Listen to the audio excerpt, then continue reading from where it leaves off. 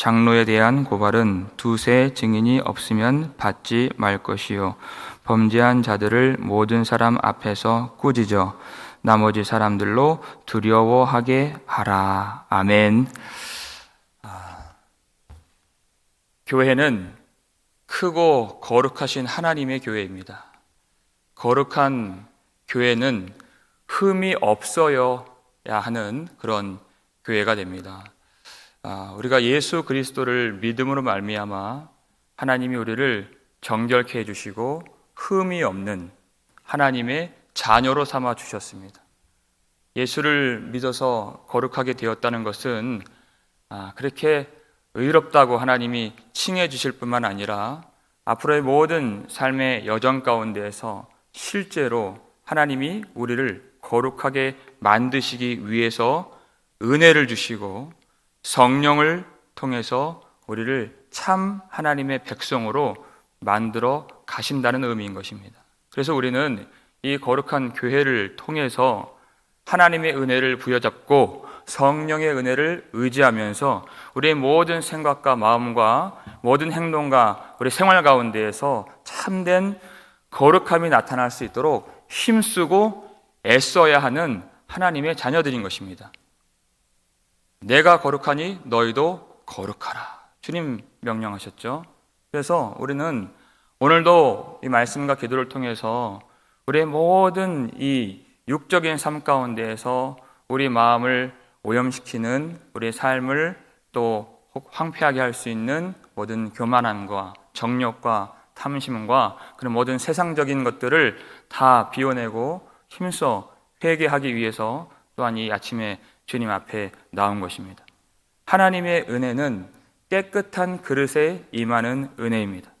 거룩하신 하나님께서는 정결한 백성들에게 은혜를 베풀어 주시고 또 그 일을 위해서 교회를 세워주신 것입니다. 고목나무같이 뿌리까지 썩어서 하나님을 온전히 바라보지 못했던 그런 로마 카톨릭 시대, 중세와 천년의 시대가 있었죠. 거기서 벗어나기 위해서 목숨을 걸고 종교개혁을 했던 그런 개혁자들이 있습니다. 그리고 그 전통 가운데서 교회가 세워지게 되었는데 그때 그들은 생각했습니다. 참 교회가 무엇인가? 우리가 하나님의 은혜를 받아서 정결하게 하나님 앞에 우리가 참된 믿음의 진실성과 우리 삶의 거룩함이 나타나야 하는데 이 교회를 우리가 어떻게 하면 하나님 앞에 그렇게 세워가고 성도들을 생명 가운데 이끌어갈 수 있을까 하면서 이 교회 가운데 가장 필요한 것 그들이 세 가지를 생각했습니다. 그것을 교리적으로 교회의 표지라고 말을 하죠. 첫 번째가 말씀입니다. 교회에 있어서는 가장 중요한 것이 말씀입니다. 생명의 말씀을 온전하게 깨닫고 깨닫게 해야 교회가 살아있는 교회로서 주님 앞에 설 수 있는 그 말씀. 그리고 두 번째가 그걸 성례라고 했습니다. 하나님의 은혜의 문이 열리도록 그에게 세례를 베풀고 그리고 그 은혜가 유지 보존되도록 성찬을 행하여서 하나님이 주신 그 은혜가 이 교회가 그 은혜를 잘 담고 그렇게 주님 바라볼 수 있도록. 세 번째가 무엇일까요? 그것이 바로 권징입니다. 말씀과 성례와 권징. 권징은 7일을 말하는 것이죠. 하나님께서 교회에 주신 그 권위가 있습니다. 그리고 하나님께서 주신 말씀의 법을 통해서 그 권위를 갖고 말씀을 어기고 그 법을 어긴 그런 교인이 있다면 하나님이 7위 하도록 교회를 세우신 것입니다. 그것은 뭐냐면 첫 번째, 두 번째 말씀과 이 성례를 통해서 주신 은혜를 잘 담을 수 있도록 7위까지 하나님이 하게 하신 것입니다. 그래서 교회를 잘 다스릴 수 있도록 책망하라는 것이죠. 그런데 악한 마귀가 요사이 교회를 넘어뜨리기 위해서 정말 큰 그런 도전과 저항과 그런 공격을 하는 부분이 말씀이죠. 더불어서 말씀만 그렇게 혼탁하게 하는 것이 아니라 말씀 속에 모든 세속주의와 인본주의와 율법주의를 심어서 그렇게 어지럽히는 것이 아니라 여러분 요즘 인터넷을 보면 말씀 많이 있잖아요. 근데 가장 많이 검색되고 가장 조회수가 많고 하는 그런 그 상위에 있는 대부분의 말씀이 여러분 이단인 거 아십니까? 수십만 조회수를 기록하는 대부분에 있는 거 말씀입니다. 특별히 안식교 이런 아주 활기를 치고 있습니다. 근데 더불어 사탄이 이 사이에 어떻게 공격을 하는가? 이 교회의 세 가지 표징이 권징을 무용지물로 만든다는 것입니다. 거의 시행하는 일이 많이 없죠. 왜 이 권징을 무용지물로 만드는가? 하나님의 은혜를 담는 이 교회를 무너뜨리기 위해서 그렇게 하는 것이죠. 이 말씀이 기록된 성경 당시에는 교회는 하나의 교회였습니다.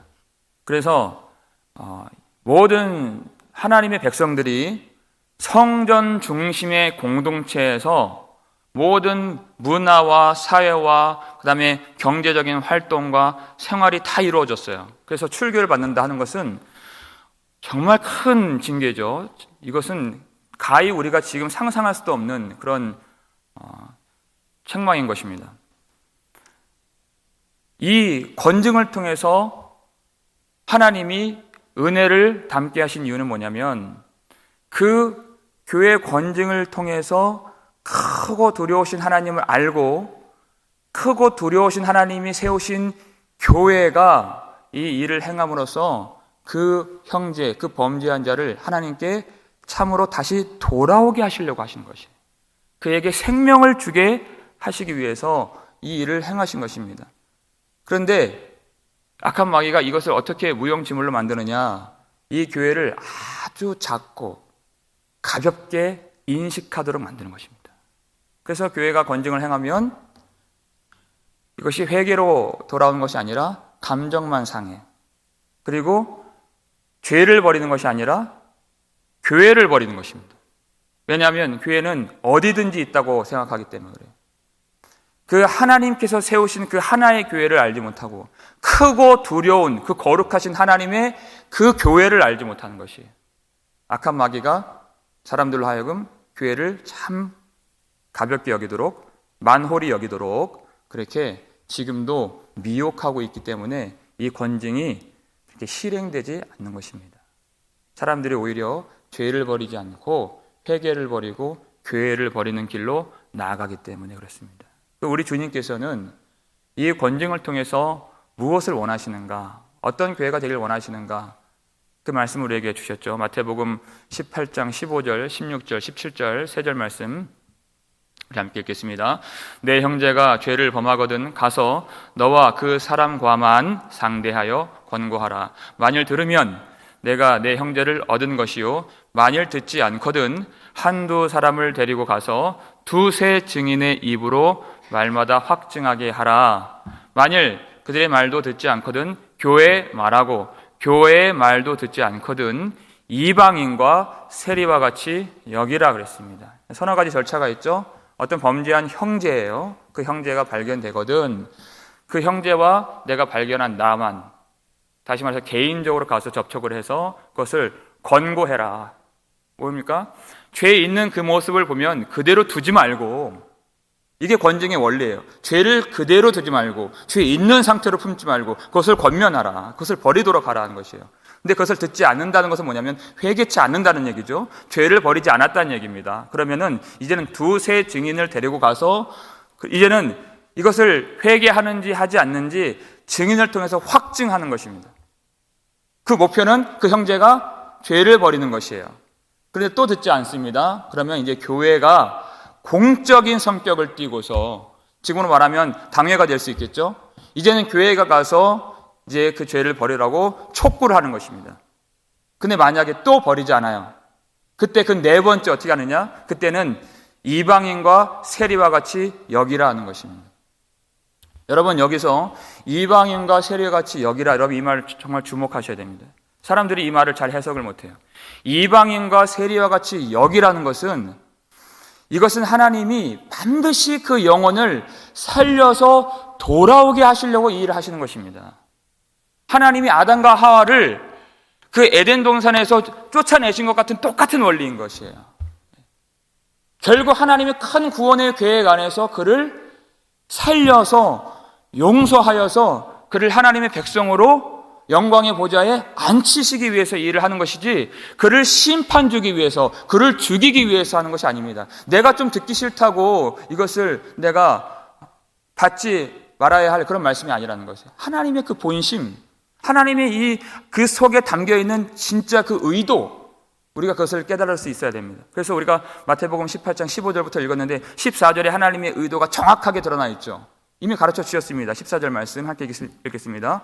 이와 같이 이 작은 자 중에 하나라도 잃는 것은 하늘에 계신 너희 아버지의 뜻이 아니니라. 이게 하나님의 뜻이라는 것이에요. 그래서 주님은 내 형제 중에 범죄하거든 그랬어요. 그는 형제다. 절대 잃어버려서는 안 될 형제인 것이다. 한 사람도 아무리 작은 자라도 잃어버리지 않도록, 그래서 권면하고 그다음에 두세 증인을 세우고 교회가 말하고 안 되면 이방인과 세리와 같이 여기라는 것이에요. 왜요? 크고 두려우신 거룩하신 하나님의 세우신 그 권위로서 그렇게 해야지. 여러분, 범죄한 형제에게 필요한 것은 단순히 위로가 아닙니다. 범죄한 자를 끌어주는 것이 그를 살리는 것이 아니에요. 그때 필요한 것은 회개이고 그에게 필요한 것은 회개를 통한 용서인 것입니다. 그래야 그가 살 수 있어요. 그래서 그 크고 두려운 하나님의 교회가 큰 위험을 가지고 세리와 이방인처럼 여길 때, 그때 하나님의 나라를 소망하고, 그때 하나님의 은혜를 갈망하고, 그때 교회가 얼마나 소중한지를 깨달아서 하나님 앞에 회개할 수 있는 기회를 주라, 이렇게 한 거죠. 이 하나님의 명령이 얼마나 놀랍고 얼마나 그 영혼을 살리는지, 여러분 마태복음 18장 전체를 보세요. 하나님의 용서에 관한 말씀인 것입니다. 그를 정말로 살릴 수 있도록 그렇게 하라. 그래서 이 권징이 시행되어야 되는데, 우리 속에 악한 마음과 우리 속에 있는 그 사탄이 틈타는 그런 잘못된 그런 우리 성품과 마음으로 이 권징이 오용되지 않도록, 남용되지 않도록, 잘못 사용되어서 무고한 사람이 그렇게 처벌을 당하지 않도록, 고발당하지 않도록 오늘 이 명령 19절을 준 것이죠. 특별히 장로에 대한 고발은 두세 증인이 없으면 받지 말 것이요 그랬어요. 아까 마태복음 18장에서도 확인했지만 두세 사람의 증인들, 그래서 그 구약의 율법을 통해서도 하나님이 아주 많은 순간에 혼자서는 고발할 수가 없습니다. 두세 사람의 증인이 서야지 그것이 효력이 있고 기각되지 않는 것이에요. 왜냐하면 사단은 이 권징이라고 하는 좋은, 하나님이 그 교회가 은혜를 담도록 하시는 이 하나님 나라의 이 원리를 악하게 사용하도록 사람들을 조장하기 때문에 그렇습니다. 개인적인 어떤 갈등이나 개인적인 감정이나 원한이나 어떤 손익에 따라서 이 권징이 절대 오용돼서는 안 된다. 특별히 하나님이 세우신 장로와 목사를 얘기하는 것이죠. 특별히 하나님이 크고 거룩하신 하나님이 세우신 자들에 대해서는 더욱더 신중하고 신중을 기해야 한다 하는 말씀을 하는 것입니다. 개인적인 어떤 좋지 않은 감정이 있을 수 있고 또 어떤 당회에 대한 불만을 가질 수가 있습니다. 그런데 이때 하나님의 가장 큰 계명이 뭐라고 했습니까? 가장 큰 계명은 하나님을 사랑하라, 그리고 내 이웃을 내 자신같이 사랑하라. 이 정말 이 첫 번째, 그리고 이 첫째와 똑같은 이 이웃 사랑의 그 법을 가지고 우리가 한 번 더 기도하고 한 번 더 자신을 바라보면 그렇게 어려운 문제가 별로 없어요. 같은 믿음의 반석에서 우리가 신앙생활 할 때 생각이 다를 수가 있죠. 갈등이 벌어질 수가 있습니다. 그런데 그 사랑하라 하신 그 법안에서 대부분의 문제가 다 해결이 됩니다. 근데 그것이 해결되지 않고 어떤 그런 좋지 않은 감정들이 남아있을 때 혼자 가서 고발하게 되면은 그때는 이 교회가 굉장히 큰 분쟁에 휩싸이게 되고, 우리가 지금까지 인생을 살아오면서 얼마나 많은 실제 그런 일들을 많이 우리가 목격했습니까? 교회의 작은 어떤 갈등의 불씨가 번져져서 큰 교회가 쪼개지고 나뉘어지고 그렇게 교회가 없어지게 되는 것도 보게 되지 않습니까? 어떤 불편한 마음이나 어떤 불만의 마음이나 어떤 그런 고발의 조건이나 찾았을 때 그것이 두세 증인의 확증이 있기 전에는 동조해서는 안 된다는 것이에요. 그러면 그 문제가 만약에 거기서 동조하게 되면 아주 우리가 지금 지금 말하고 있는 큰 문제로 이 하나님이 크고 거룩하신 하나님이 세우신 이 교회가 너무나도 어렵게 되는, 그렇게 흩어지게 되는 그런 일이 있을 수 있습니다.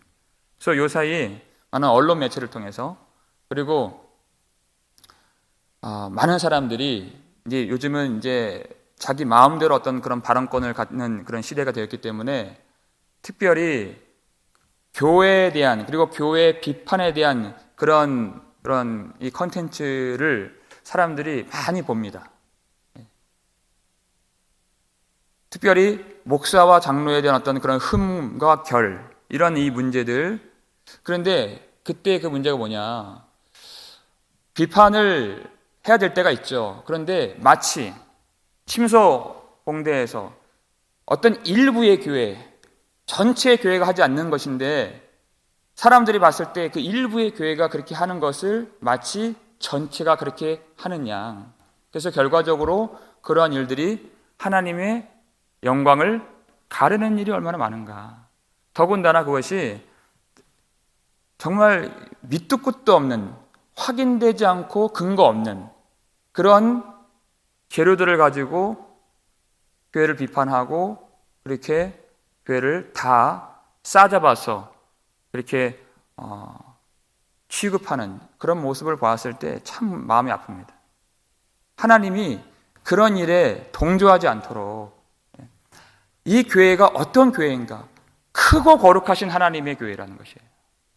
하나님을 두려워하고 하나님을 높이고 하나님을 진정으로 살아계신 하나님인 것을 알면 우리는 그 일에 있어서 얼마나 조심해야 되는가.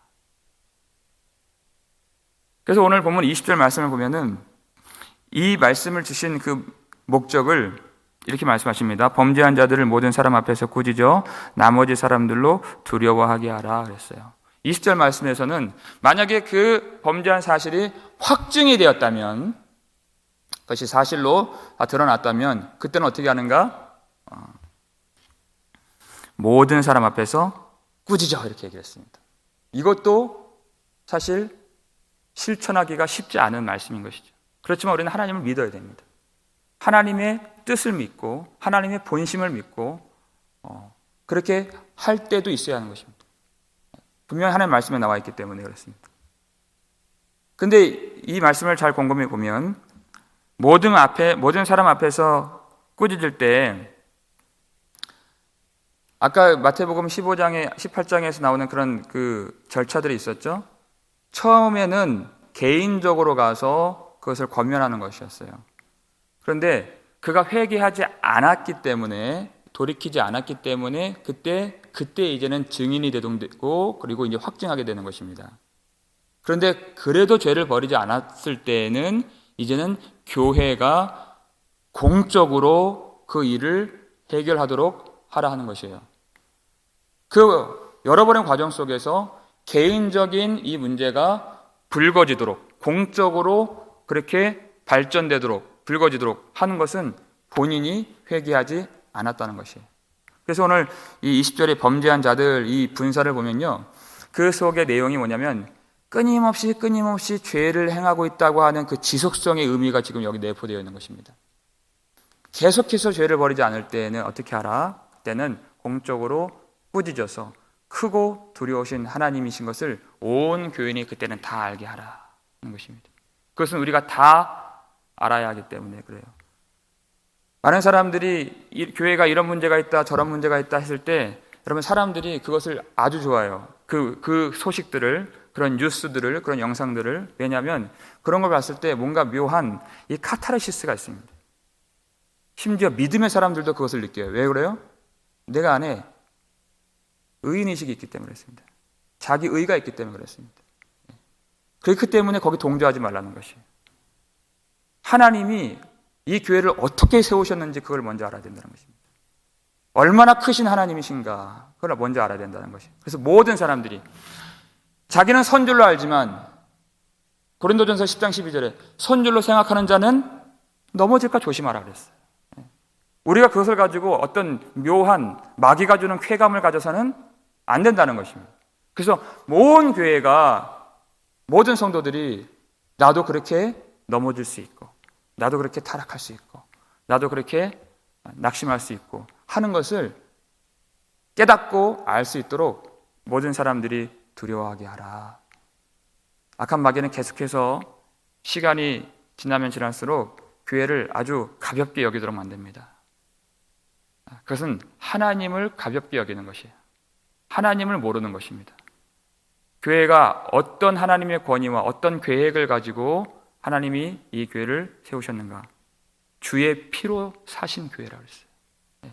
하나님의 생명값입니다. 이 교회는 함부로 말할 수도 없고, 함부로 우리가 판단할 수 없고, 함부로 비방할 수 없는, 특별히 하나님이 세우신 자들은 더욱 그런 것이죠. 그래서 여러분, 특별히 아나니와 삽비라를 생각해 보면 이해하기가 쉽죠. 그들의 그때 성령께서 그 초대교회에 운행하셔서 성령으로 큰 역사가 나타나고 그들이 권능을 받아서 복음을 전하니까 그들이 은혜를 받아서 자기 밭을 팔고 집을 팔아서 가난한 자들이 없게 하라. 우리 주일에 그 말씀 살피지 않았습니까? 자기 재물을 조금이라도 자기 것으로 주장하는 이가 없는, 그렇게까지 자기 부인을 하는, 자기 생명까지도 자기 것으로 여기지 않도록 성령께서 역사하시니까 그런 교회가 되었어요. 그런데 한 마음과 한 뜻으로 그렇게 자기 물건을 통용하고 자기 것을 주장하지 않고 그렇게 한 마음으로서 하나가 되었는데, 성령의 역사가 강하게 일어나면, 성령을 조금이라도 거스르고 성령을 속이면 그에 대한 가중 처벌도 강하게 일어나는 것입니다. 그게 바로 아나니아와 삽비라 사건이에요. 그가 모든 사람들이 다 그 자기 밭과 집을 팔아서 사도들 발 앞에 두고 각 사람의 필요에 따라서 나눠주었을 그때 그들이 성령을 속이고 자기 밭 판 값을 얼마를 감추었죠. 그때 베드로가 어찌 내 마음에 사탄이 가득하여 성령을 속이고 내 밭 값을 얼마를 감추느냐. 그것은 사람에게 한 것이 아니요 하나님에게 한 것이로다 그랬어요. 하나님을 만으로 여긴 것입니다. 하나님을 가볍게 여기고, 교회를 가볍게 여긴 것은 하나님을 가볍게 여긴 것이다. 그랬더니 그의 혼이 떠나가 버렸죠. 그 결과가 2번이나 이렇게 똑같은 말이 나와요. 모든 사람들이 그 일을 듣고 두려워하더라. 또 한 번 나옵니다. 사도행전 5장 11절 말씀 읽겠습니다. 온 교회와 이 일을 듣는 사람들이 다 크게 두려워하니라. 하나님은 성령의 역사 강력하게 일어날 때 그 큰 하나님의 위엄과 거룩하심과 그 두려우심을 깨닫기를 원하셨다는 것이, 그때 성령의 놀라운 역사가 나타나게 된 것입니다. 교회를 가볍게 여기고 하나님을 그렇게 가볍게 여기는 것은 절대 성령의 역사가 아닌 것입니다. 하나님을 두려워하는 마음이 있어야 우리는 성령을 속이지 않게 됩니다. 하나님을 두려워하는 마음이 회복이 되어야 우리는 내 감정, 내 생각대로 하지 않고 교회를 함부로 하지 않게 되는 것이에요. 하나님을 두려워하는 마음이 있어야 우리는 진정으로 회개할 수 있습니다. 하나님을 두려워하는 마음이 있어야 우리는 정결한 신부로서 스스로를 준비하고 단장할 수 있습니다. 그리고 하나님을 두려워하는 마음이 회복되어야 진정한 하나님에 대한 사랑이 회복됩니다. 여러분, 이사야가 하나님의 성전을 보는 그 환상 가운데에서 그런 천사들이 거룩하다 거룩하다 거룩하다 만군의 여호와의 영광이 온 땅에 충만하도다, 그 거룩하심을 봤어요. 그랬더니 하나님, 제가 부정한 백성 중에서 가장 부정합니다. 제 입술이 부정합니다. 제 마음이 부정합니다. 회개하게 됩니다. 하나님의 거룩하심, 크고 두려우심을 보니까 회개가 나와요. 그랬더니 또 다음에 뭐가 나와요? 주님, 저를 보내주세요. 내가 누구를 보내고 누가 우리를 위하여 갈고, 그 말씀이 바로 다음에 나오죠. 주님, 제가 가겠습니다. 하나님의 거룩하심이 회복되고 하나님의 크고 두려우심이 회복되니까 하나님을 사랑하는 마음이 회복된다. 하나님께 자신을 드리고자 하는 마음이 회복된다는 것이, 이 교회 하나님의 임재 가운데에서 살아계신 하나님, 크시고 거룩하시고 두려워하신 하나님의 임재가 우리 예배 가운데 있기를 주의 이름으로 축원합니다. 이 환난의 때에 우리가 정말 회개하고 하나님께 가까이 나아가고 항상 하나님과 동행해야 되는데, 그때 성령께서 우리에게 그 마음을 회복시켜 주셔야 돼요. 크신 하나님, 두려우신 하나님, 거룩하신 하나님. 그래야 하나님 앞에 회개하고 진정한 하나님 백성으로서의 거룩한 그런 열매가 나타나고 하나님을 사랑하게 되는 것입니다. 오늘 우리에게 주신 이 권징의 7위의 말씀들을 우리가 잘 교회가 실행하여서 하나님의 뜻, 결코 작은 자 하나라도 잃어버리기를 원치 않으시는 하나님의 그 뜻이 성취가 되어서 모든 백성들이 다 하나님 앞에 나와서 다 회개하고 하나님의 사랑을 누리고 하나님의 임재를 평생 그리고 영원히 경험할 수 있는 복된 교회가 될 수 있기를 주님의 이름으로 축원합니다. 기도하겠습니다. 아버지 감사합니다. 우리가 생각하는 덕과 하나님의 생각하시는 교회의 덕이 다를 때가 있습니다. 하나님의 말씀을 따라갈 수 있도록 도와주시옵소서. 아버지 하나님, 우리는 지혜가 없고 우리는 믿음 없을 때가 많이 있사오니 하나님의 말씀의 생명의 진리를 따라서 온전히 은혜를 부여잡고 성령의 통치 안에서 이 교회를 통해서 하나님 백성들이 살고 용서받고 회복되고 영원한 생명을 얻을 수 있는 복된 교회가 될 수 있도록 도와주시옵소서. 이 시대 교회, 특별히 또 이민교회, 교회를 작게 여기고 또 교회를 그렇게 만홀히 여기는 사람들의 마음이 되지 않도록 크고 두려우신 하나님, 거룩하신 하나님에 대한 인식들이 회복되어서 살아계신 하나님께서 세우시고 주의 피로써 사신 교회인 것을 깨닫고 하나님 앞에 엎드려 참으로 경배하고 하나님을 높이며 예배할 수 있도록 그때 그 영광 받아주시고 하나님의 놀라운 이름이 높아지도록 귀한 교회가 주님을 그렇게 예배할 수 있도록 도와주시옵소서. 아버지 하나님, 이 교회를 통해서 하나님의 사람들이 돌아오기를 원합니다.